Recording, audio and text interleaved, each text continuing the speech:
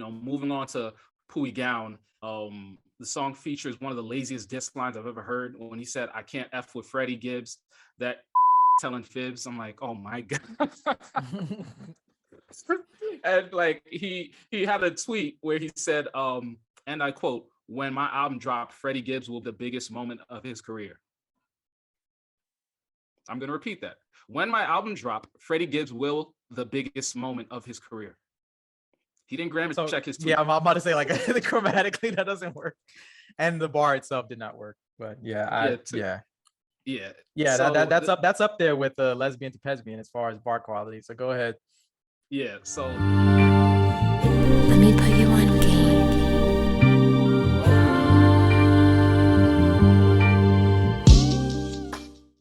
Let's get into the next segment of our show. We have a album review for you guys this week. Gunna has dropped his new album, Drip Season Forever, stylized as a DS4EVER. If you're not familiar with Gunna, he's had a lot of features on a lot of huge songs and projects recently. He's really blowing up as an artist. He's from College Park, Georgia, and he's dropping his second album, I believe. This is a sophomore effort. What are you feeling about this new album from Gunna? I'll talk less about what I'm feeling right now and more about why I wanted to do this project. Talk about sure. it. I wanted to review it because I wanted to understand the allure of the melodic trap music that has really taken its foothold in the rap genre and hip hop culture right now. And it has such a cult following between artists like Gunna, Baby Keem, Lil Durk, and a bevy of others who are really putting their marking their place and territory within the hip hop game and within the rap genre, showing that there's a bunch of different ways that you can sell and make money, and rap doesn't have to be, a lyrical assault in order to be profitable, in order to reach large audiences, and in order to connect with its base.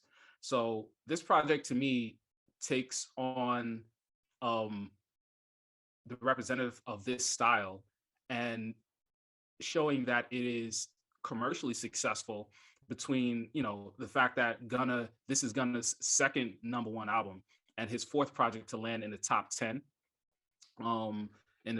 And so it's really fascinating to see something like this make so much waves and where it ranks and its place in the zeitgeist. So that's really why I wanted to get into this project and expand our palette, because I feel like this is something that we've really shied away from. Baby King was the closest that we've gotten into this whole world. And so now I feel like we're like knee deep into it. I hear you. I still don't like this shit though. I mean, that's nice and all, but I'll say this about trap music. It has become, outside of maybe pop music, the most popular genre in the world, or at least the most influential. I don't know the numbers behind its popularity, but I'm sure it's at least the most influential or up there as far as most influential genres. So I say that to say that we've heard a lot of it over the last, I don't know, 6-7 years probably. And I think I have a little bit of like trap music fatigue in a way, where I've heard so many variations of it, or at least I've heard most of the popular variations of it, to where like you have to do something a little bit different in order to draw my interest in. Like the Baby Keem album, I liked a lot of songs on there. It wasn't my favorite album, but like I think that he at least did things on there that were innovative and it kept your attention for that reason. Like songs like 16 on there, or of course you have Family Ties, or Top of the Morning on Range Brothers. There was enough on there that was a little outside of the box to keep your interest. But to tie it back to Gunna, I just don't think that there's enough on here to capture my attention. Like, it's not terrible. It's not something that, like, if you put it on, I'm gonna be like, what is this? But it's not unique enough of a listen for me to want to return to it or to take anything significant away from it. I think production wise, I think the beats are cool. I think trap artists kind of benefit, or to their detriment, I would say.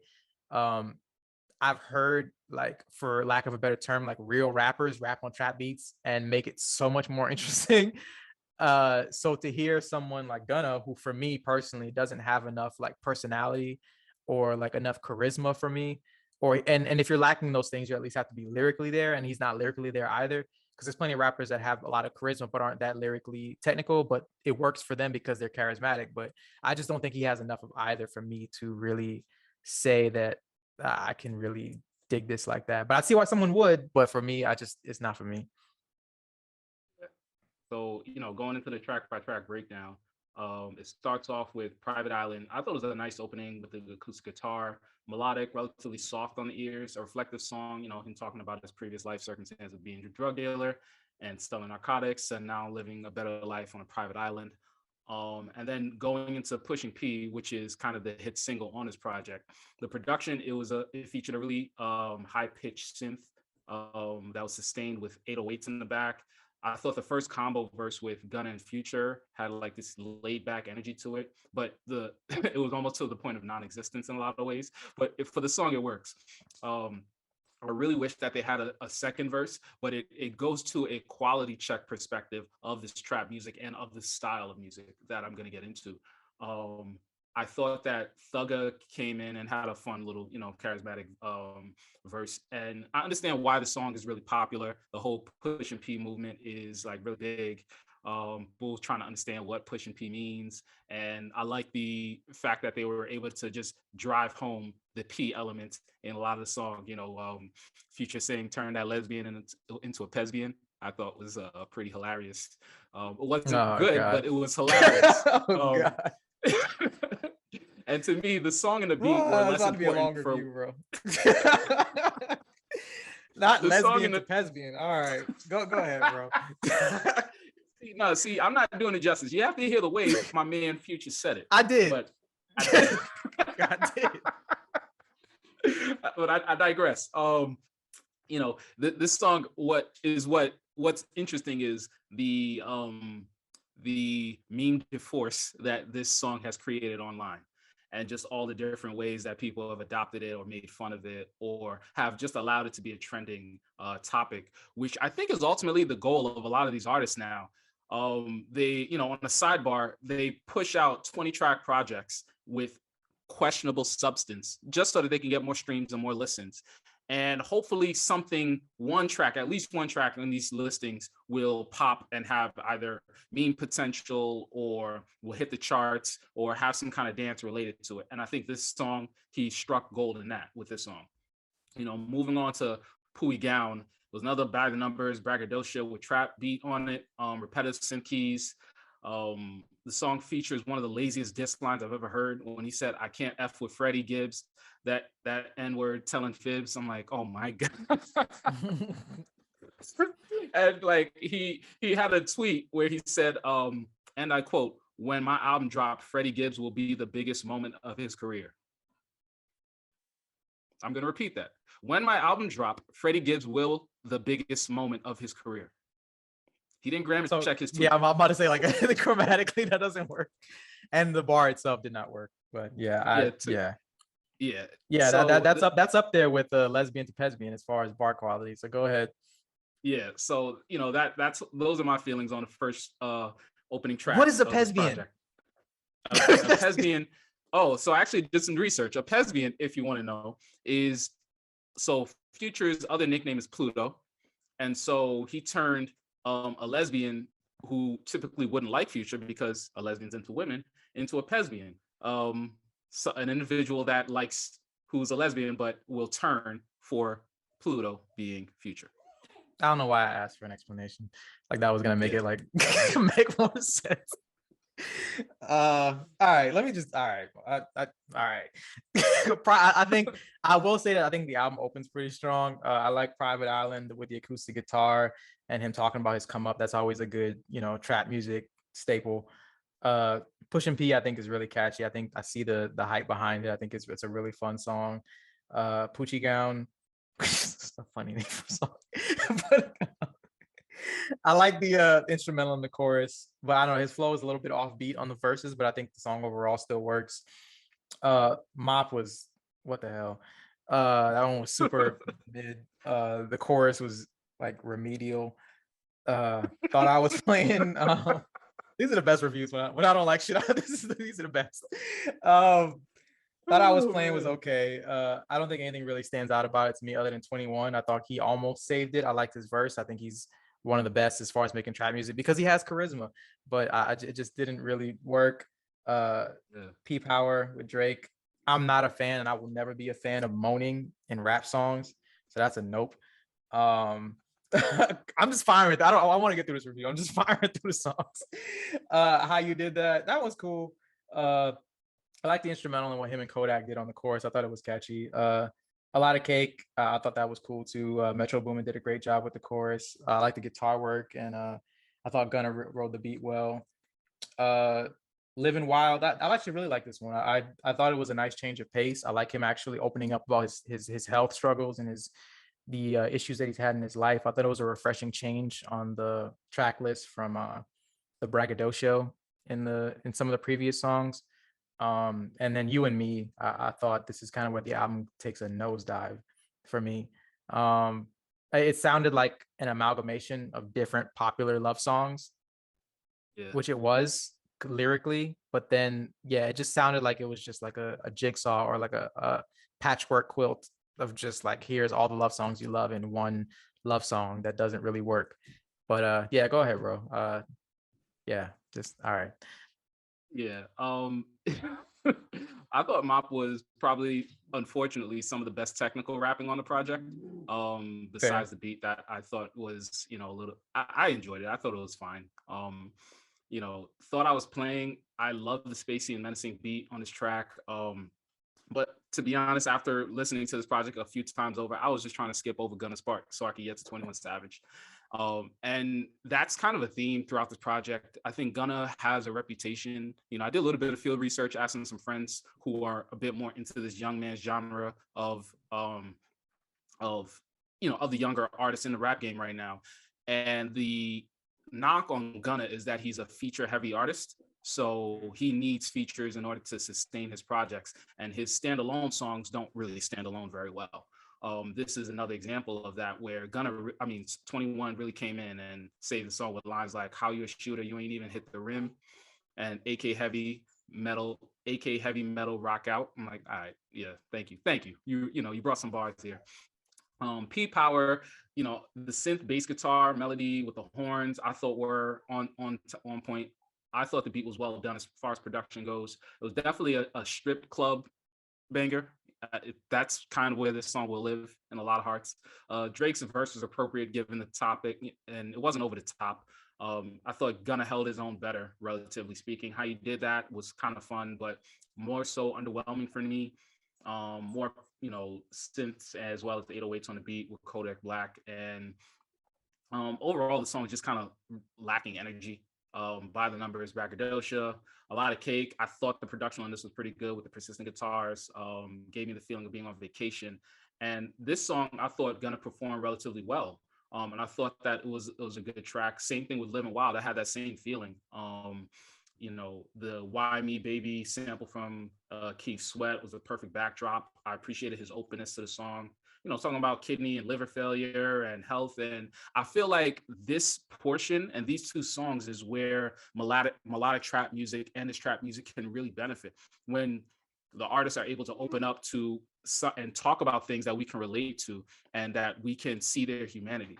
But in other circumstances, they are just, after this first track, after this first, so half of the project, the rest of this album really just takes a big nosedive. You and Me with Chloe delivered decent vocals, but Gunna's verse was just miss. The song was just an overall miss. It wasn't very charismatic or exciting. South to West, I thought his flow and energy was better, but the beat was just typical, and the overall song didn't do anything special for me.